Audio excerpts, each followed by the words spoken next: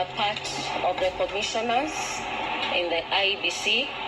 We have conducted the 2022 general election, and we have ensured that we have improved the standards, and we have ensured that we have consistently communicated what is happening. We have partnered with all stakeholders, and we say it for a fact that as the Commission, we have done a good job. But some things need to be put out there. As you can see, the four of us, we are here, not at Bomas of Kenya, where the result is going to be announced, because of the opaque nature of how this phase has been handled. We therefore cannot take ownership on the results that is going to be announced.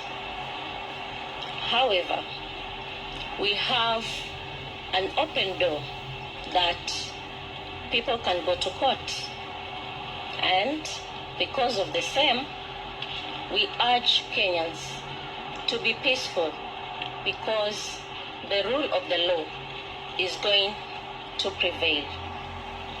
Thank you.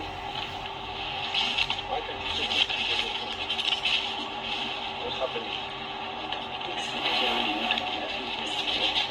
I said because of the opaque nature of this last phase of the general election, and we are not able to take ownership of the results that will be announced.